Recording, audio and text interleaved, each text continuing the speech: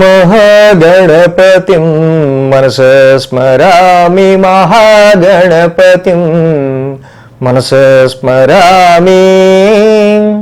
TR creations family అందరికీ నా హృదయపూర్వక ధన్యవాదాలు.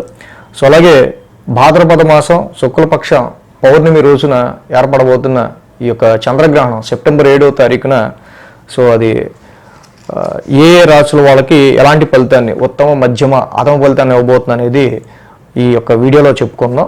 సో అలాగే గ్రహణానికి సంబంధించి ముఖ్యంగా చంద్రగ్రహణం అనేది ఇక్కడ రాహుగ్రస్తంగా ఏర్పడడం పౌర్ణమి రోజున ఇది మన భావోద్వేగాలు, మన యొక్క మానసిక స్థితి, మన యొక్క ఎమోషన్ మీద ఎక్కువగా దీని యొక్క ప్రభావం అనేది ఉంటుంది.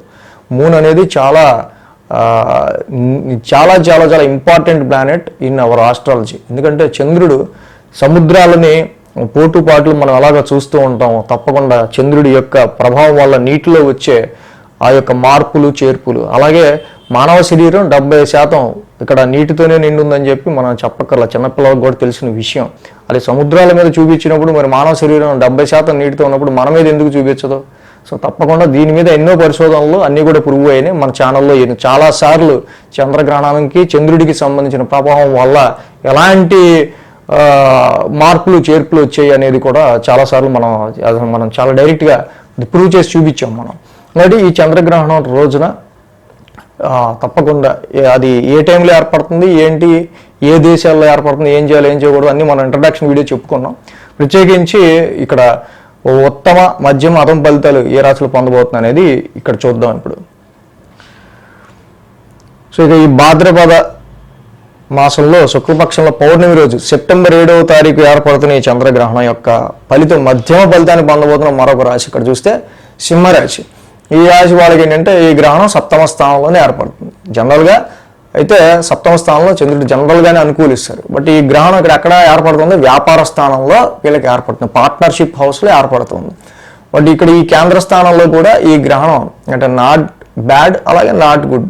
వ్యాపార సంబంధిత విషయాల్లోనూ, వ్యాపారంలో రాతకోతలు కావచ్చు, కొత్తగా వ్యాపారంలో చేసే మార్పుల విషయంలో కావచ్చు, బిజినెస్ పార్ట్నర్షిప్ వ్యవహారాల్లో కావచ్చు, మ్యారేజ్ మ్యాచెస్ చూసే విషయాల్లోనూ, వివాహ సంబంధిత విషయాల్లో, వీటి విషయాలన్నింటిలో కూడా గ్రహణ ప్రభావం కొంచెం మనకి కనిపిస్తుంది. కాబట్టి ఏమన్నా మేజర్గా తీసుకునే డెసిషన్స్, హైగా తీసుకునే డెసిషన్స్ ఈ సమయంలో మనం సైన్స్ పెట్టడం కావచ్చు, వ్యాపారానికి అగ్రిమెంట్లు సైన్ చేయడం కావచ్చు, ఇవన్నీ కూడా కొంత అంటే మనం చెయ్యాలా వద్దా అని ఒక రకమైన కన్ఫ్యూజన్తో మనం పని మొదలు పెట్టడం వల్ల అది ముందుకెళ్ళే ఆస్కారాలు తక్కువ ఉంటాయి.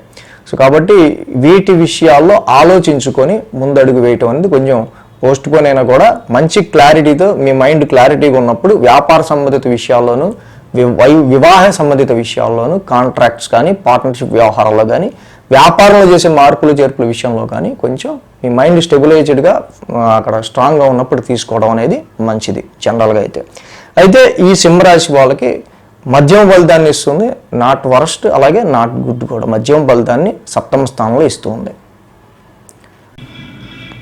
సో మొత్తంగా ఈ భాద్రపద మాస శుక్లపక్షంలో పౌర్ణమి రోజున సెప్టెంబర్ 7వ తారీఖున ఏర్పడుతున్న గ్రహణానికి సంబంధించి ఉత్తమ అలాగే మధ్యమ అధమ ఫలితాన్ని పొందబోతున్న రాశులు ఏంటని చెప్పుకున్నాం కదా. దాన్ని బట్టి ఏం చేయాలో కూడా చెప్పుకున్నాం. సో ఇంకా మన well wishers, friends, family members ఎవరైనా ఉన్నా కూడా వాళ్ళకు కూడా ఈ యొక్క సమాచారాన్ని చేరవేస్తే మంచిది. So thanks for watching TR Creations. ధన్యవాదాలు. ఈ వీడియో కనుక మీకు నచ్చినట్లయితే లైక్ చేయండి, షేర్ చేయండి. మరిన్ని అప్డేట్స్ కోసం సబ్స్క్రైబ్ చేయడం మాత్రం మర్చిపోకండి.